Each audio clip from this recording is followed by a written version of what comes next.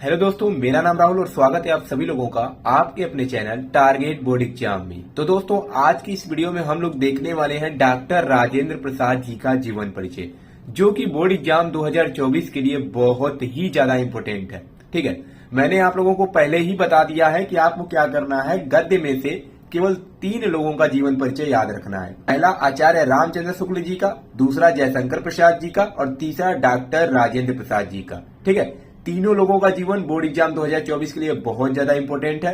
और मैंने previous year का कई सेट का पेपर मैंने देखा, जिसमें 2023 का सेट हो गया।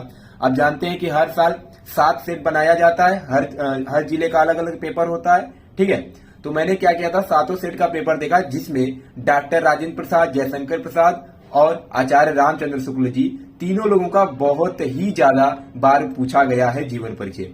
ठीक है, तो मैंने पहले ही आप लोगों को आचार्य रामचंद्र शुक्ल जी का और जयशंकर प्रसाद जी का जीवन परिचय बता दिया है। अगर आपने उस वीडियो को नहीं देखा है तो उसका लिंक इस वीडियो के डिस्क्रिप्शन में मिल जाएगा। ठीक है, तो आज हम देखने वाले हैं डॉक्टर राजेंद्र प्रसाद जी का जीवन परिचय, और मैंने बहुत ही अच्छे तरीके से लिखा है, बहुत ही सरल शब्दों में लिखा गया है।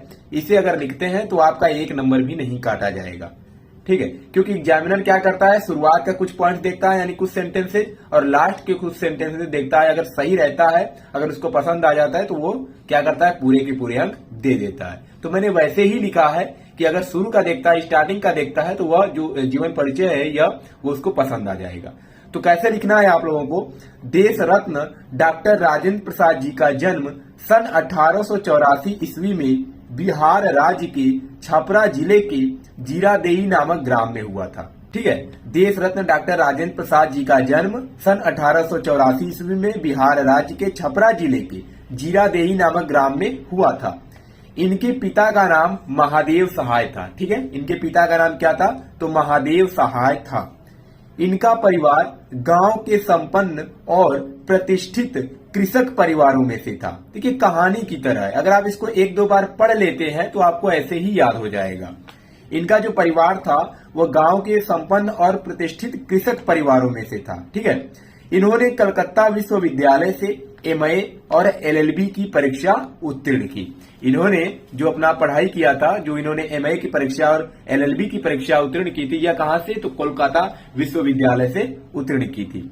आगे लिखना है कि ये जो थे प्रतिभा संपन्न और मेधावी छात्र थे।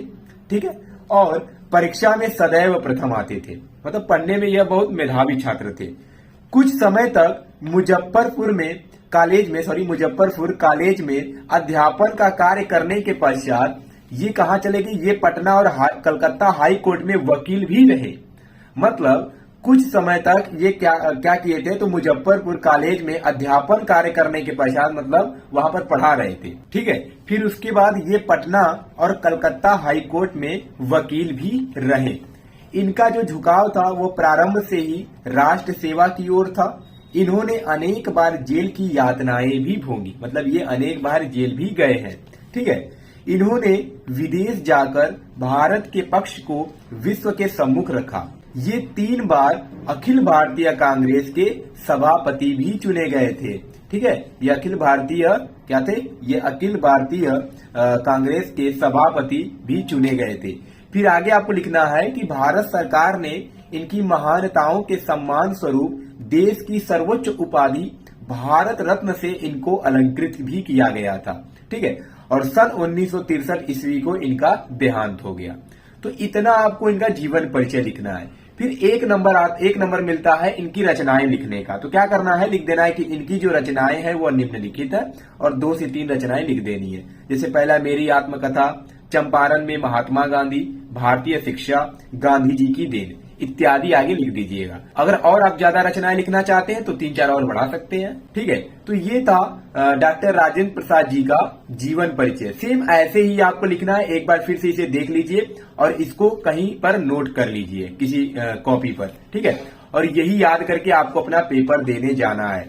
अगर ऐसे आप लिखते हैं तो आपका 1 नंबर भी नहीं काटा जाएगा, मैं आपको गारंटी देता हूं, क्योंकि मैंने बहुत ही अच्छे तरीके से लिखा है। और एग्जामिनर भी सोचता है कि विद्यार्थी इसी प्रकार लिखे, टू द पॉइंट लिखे, जिसको देखकर अच्छा लगे कि हाँ ये बहुत अच्छा जीवन परिचय लिखा गया है, इस पर मैं नंबर दे सकता हूँ। ठीक है, तो उसको ऐसा लगना चाहिए, उसको इम्प्रेस करना है ना, क्योंकि हम उसको इम्प्रेस करके ही नंबर पा सकते हैं। और इम्प्रेस कैसे करेंगे, तो किसी भी क्वेश्चन का उत्तर बहुत अच्छी तरह दे करके। तो सेम ऐसे ही आपको लिखना है, जल्दी से इसको याद कर लीजिए क्योंकि 22 फरवरी से आप सभी लोगों का पेपर स्टार्ट होने वाला है, तो अब समय बचा नहीं है। ठीक है, तो आज ही इसको याद कर लीजिएगा। तो चलिए मिलते हैं नेक्स्ट वीडियो में, तब तक के लिए धन्यवाद।